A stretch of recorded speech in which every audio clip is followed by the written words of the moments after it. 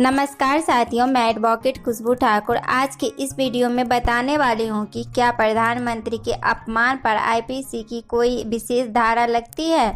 तो इसे विस्तार से समझने के लिए वीडियो को पूरा देखें। तो चलिए वीडियो को शुरू करते हैं।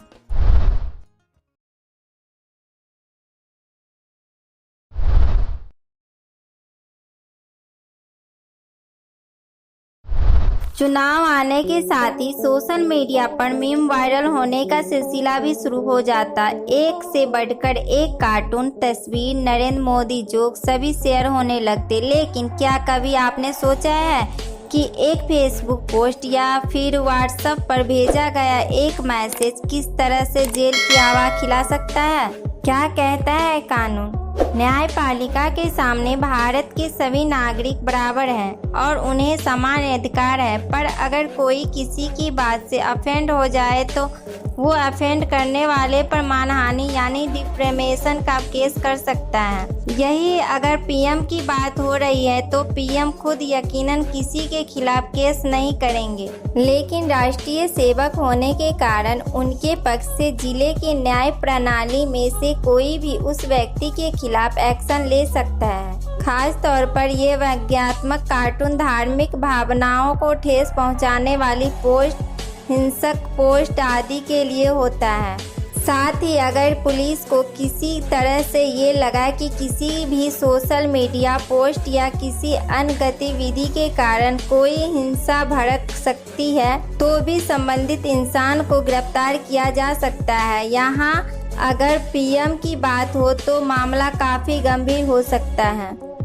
कौन कौन सी धारा लगेगी? फर्स्ट, सेक्शन 499 मानहानि के लिए। इस धारा के अनुसार कोई भी इंसान बोलते हुए या लिखते हुए या किसी तरह के इशारे करते हुए या फिर किसी मीडिया के इस्तेमाल से ऐसी कोई बात करता है जिससे किसी दूसरे इंसान को कोई तकलीफ हो या उसकी सामाजिक छवि को ठेस पहुंचे तो उसे मानहानि माना जाएगा।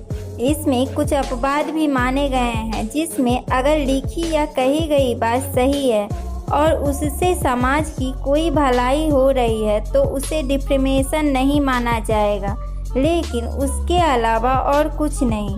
इस सेक्शन के तहत अगर किसी को चार्ज किया गया है उसे सेक्शन 500 के तहत 2 साल तक की जेल, जुर्माना, केस करने वाले और किस तरह का डिफेमेशन हुआ है इस पर निर्भर करता है, या फिर दोनों हो सकते हैं। सेकंड, सेक्शन 505 अफवाहें फैलाने के लिए। चुनाव आते आते नेताओं के बारे में अफवाहें भी फैलने लगती है, जैसे पीएम की फ़ोटो किसी ने फोटोशॉप कर दी, पीएम के बारे में या भारत के कानून के बारे में कई चीज़ें लिख दी, या फिर कोई भी अफवाहें फैला दी किसी सैनिक, पुलिस, कानूनी व्यक्ति के बारे में, किसी आम व्यक्ति के बारे में जिससे उसका नुकसान हो, या फिर कोई ऐसी बात जिससे हिंसा बढ़े या फिर वो समाज के हित में ना हो, तो ये भी डिप्रेशन के तहत आता है। इस सेक्शन के अंतर्गत खास तौर पर धार्मिक भावनाओं को ठेस पहुंचाने वाले लोग, दंगे की मानसा रखने वाले लोग, किसी को भड़काने की कोशिश करने वाले लोग भी आते हैं। इस सेक्शन के तहत चार्ज लगने पर 3 साल की सजा, जुर्माना या दोनों ही लग सकते हैं। थर्ड, सेक्शन 294 अभद्रता के लिए। ये सेक्शन अक्सर उन लोगों पर लगाया जाता है जो पब्लिक प्लेस पर गालियों का या अभद्र भाषा या हरकतों का इस्तेमाल करते हैं। इसी तरह अभद्रता से जुड़े हुए सेक्शन 292 और 293 भी है। इस धारा के तहत सिर्फ तभी चार्ज किया जा सकता है अगर कोई घटना पब्लिक प्लेस पर हुई हो और कोई इससे ऑफेंड हुआ हो। अगर ऐसा हुआ है तो 3 महीने तक की जेल या फिर फाइन या फिर दोनों हो सकते हैं। खास बात यह है कि अगर कहीं कोई किसी पब्लिक प्लेस में खुद पीएम के खिलाफ कुछ कह रहा है तो सेक्शन 294 के साथ साथ अन्य धाराओं से भी चार्ज किया जा सकता है, जैसे सेक्शन 294 के साथ साथ सेक्शन 499 भी लगा दिया जाएगा। Fourth, section 66A IT act 2008 social media के लिए पीएम मोदी कानून या संसद के डिफेमेशन के नाम पर जो सबसे ज्यादा गिरफ्तारी हुई है वो इसी सेक्शन के अंतर्गत हुई है।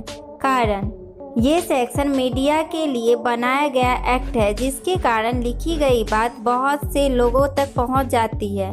इससे आसिम त्रिवेदी की गिरफ्तारी से बहुत ज़्यादा लोकप्रियता मिली। संसद के विवादित कार्टून फेसबुक और अपनी वेबसाइट पर शेयर करने के मामले में आसिम त्रिवेदी को गिरफ्तार किया गया था।